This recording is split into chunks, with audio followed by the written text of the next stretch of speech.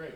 Super. That's awesome. Great. So you felt that. It's like, it's not a leprechaun, by the way. It's not? No, it's not. This is what it is. It's your lungs wanting to get bigger and bigger and bigger. Your lungs are like, cool, we're going to breathe for 8 counts. That means I get to go up here. And your ribs won't move out of the way. And so when your ribs aren't moving because you're sitting in bad posture, because I asked you to, you're sitting where that chair tells you to sit. It's the most comfortable place in that chair. And notice how bad our breathing was. Right? So our ribs can't move because we're in the wrong position. So when our lungs start to get bigger and bigger, they slam against our ribs. And the ribs are like, no, I'm not going anywhere because I can't move. And so we felt that for 6, 7, 8. Same on the way out. As soon as the lungs were inside of that, it felt like it was easier to breathe. So we have to understand just a little bit about our body so that our body can move, so that breathing is easy. Right? So you learn posture like I learned posture from really great, well-meaning people when we were little kids, when it needed to look good because we were fidgety and we were wild and crazy. I started band in 3rd grade. And I am still everybody's worst nightmare in an ensemble. He's still in 3rd grade, too. Yeah, I'm completely honest. You know, there's an inverse relationship between the distance of the podium and the quality of the behavior in the band, right? The further you get away from the podium, the worse the behavior gets. As the babysitters sit here and the criminals sit in the back. Siberia. So, right, when we're trying to get into this scenario of trying to sit in the right place, I learned the same way you did. Feet flat on the floor, sit up straight, right? Let me give you a piece of anatomical truth. There are no muscles in the body designed to hold you up. So the idea of stand up, sit up is anatomically not true. Right? It's not the truth. Here's the truth. The truth of the matter is there's 2 instructions, they're just not those, because those don't allow for you to grow. Right? So who's taller than 5'6" sitting in the band right now? Yeah, great. So when you're sitting in the chair right now and you put your feet flat on the floor, your knees are at the same level as your hips or higher. Right? Tell me your name here in the blue. What's your name? Mitchell. So when Mitchell's sitting here in the chair, he's just hanging out. You're not doing anything wrong. You're doing it great. You can see where he's sitting. His knees are higher than his hips. So where he really wants to sit is behind his sits bones, which are your butt bones, your left and your right. You don't need your hands to find them, right? So come forward in the chair now, everybody. Right? And let's do one thing old school, like we used to know, and one thing new school. So the new school thing is we're going to sit balanced over our sit bones. So this is the old idea. It's the replacement of the idea of sit up straight, right? So sit over your sits bones, your left and your right one. And you notice that when you lean too far forward, now you're not over your sits bones, you're sitting on the back of your thigh. Good. Now come back to the middle, find those sits bones in the middle. So you're directly over them. Now go too far back. You notice that you're off of that. You're back on your butt pad, your glutes, right? So that's where we're going to find a place in the middle where we're over our sits bones right in the middle. Now, people like Mitchell, who are taller than 5'6", if you notice when you're sitting in this chair, your knees are at the same level as your hips are over them. So for you to be able to sit over your sits bones, you have to use abdominal strength to pull yourself up over them, because your knees are higher than your hips. So the other piece of instruction was sit up straight. Now it's sit balanced over our sit bones. Then it was feet flat on the floor. Now it's knees below the hips. So now you got to do something, because we have to have a posture that allows for our students to grow with the posture. Feet flat on the floor, sit up straight creates a Mitchell later on. And Mitchell becomes tall and lanky, and then all of a sudden it's like trying to do what we asked him to do, which is sit up straight, and using a bunch of abdominal strength because his feet is too tall for the chair. So we got to get our knees to go below our hips. We got to do the thing that my elementary band director told me never to do: cross your ankles. So anybody taller than 5'6", actually that's just everybody. Sit down so over your sit bones and cross your ankles. Now your knees are lower than your hips. Now it's easy to sit balanced over your sits bones. You don't have to use your abdominal muscles to keep yourself up. You can sit down. So now it's easier to breathe. So knees below your hips, balanced over your sits bones. Those are the 2 new pieces of instruction that allow for you to have great movement for breathing and for you to be who you are, which is dynamic in size. Because you guys are all young and you're growing every day. You come back to school a week later and we're like, oh my God, you're taller. But that our old piece of instruction for how you used to sit didn't allow for success in breathing. Now it does.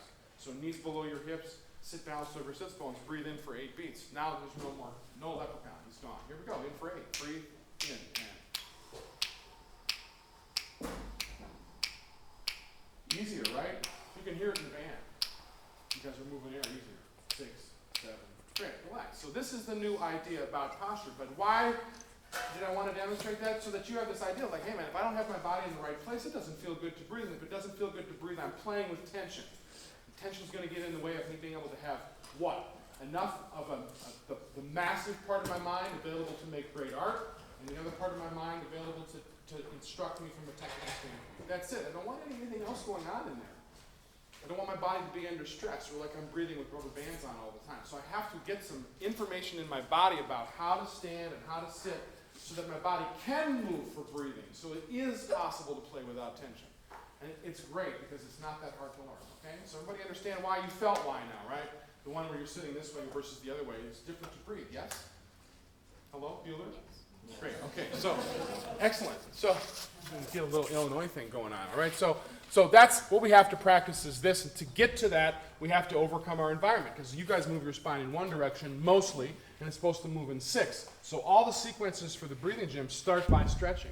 We gotta start by getting ourselves ready to be flexible, right, for breathing, by stretching out. Then we're gonna work out. What are we gonna do there? We're gonna breathe in this blue area, way up here and way down here. We're gonna get too full, so we stretch out the muscles that we can feel when we breathe, and we're gonna get too empty, so we compress the muscles that we use when we breathe on the outside.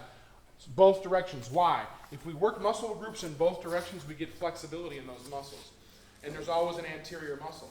So when I'm contracting my bicep, my tricep is stretching. When I'm contracting my tricep, my bicep is stretching. When these muscles are stretching, my diaphragm, the principal muscle involved in breathing, is contracting. It's going the opposite way, except it's involuntary and you can't feel it. There's no sensory neurons in it, so you don't have to worry about it. The muscles that you can feel when you're breathing in are stretching, not full of effort. Stretching. And when you're breathing out, they're relaxing. At the point at which you feel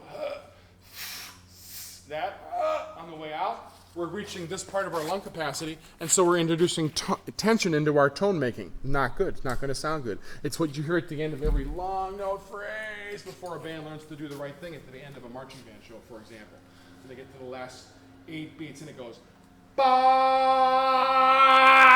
like that. Because they're down in this part of their lung capacity, here. So we're going to work way down here and way up here to gain flexibility by being equal in our movements, both in stretching and compressing. Then after that, we're going to flow, which is this green area, which is relaxed. This is what it's like to play. Then we're going to learn to apply this to our instruments, which we're going to get to today. All right? So we're going to start by going through these ideas to get stretched out. And then once we're stretched out, I'm going to give you some ideas about balance. So we'll do stretch, then I'll do balance, then we'll go back into the sequence, okay? So Sam's going to take us through a series of exercises that are going to help us feel a way to get stretched out for playing. So you need a safe place for your instrument. You can spread out in the room. You need enough place to go like this. About like this. Right. So you go back and you can go to the sides and try to leave room for that camera to happen. Everybody good? And we'll start. So you need to do what I do. And you might hear commentary from Pat during the exercises. So from this point on, we're activity-based. We're on the move, and that's for everybody in the room. So put your hands up high. So the reason we're stretching is to let go tension. It might be tension from yesterday's playing. It might be tension from sleeping wrong last night. Hands down low. Don't hit the music stand. Don't hit the music stand. Don't hit the music stand. Don't hit the music stand.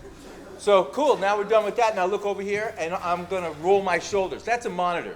I want to know how loose I'm getting. And shake out your hands. Those two things, we'll do that a lot. And we'll have a constant set of throughout the exercises today, a constant set of monitors so you can self-teach. This is going to be set up so you do it. You can also show it to others. So for instance, at Arizona State, there's 400 brass players, 400 wind players in the band. You can sit there and do all this together, and they just come right together. And it's not just because we're teaching it. It's because the people that know it teach the people that just showed up. So the vets do a lot of teaching one-on-one and sectionals to learn how to do this. Okay, let's keep stretching. Take your right arm, and you want to point back over your shoulders. Start deep breathing. And every time you let go, you're getting a great stretch. On a scale of 1 to 10, this should be a dull 2. Right? If you feel sharp pain come out of the stretch, that's not stretch, that's called torture. Don't do that. Roll that out. Roll that shoulder out. Right. Shake out the right hand. While you're at it, shake your feet out. So the reason why the whole body gets affected by this, left arm, point it over the shoulder, start deep breathing.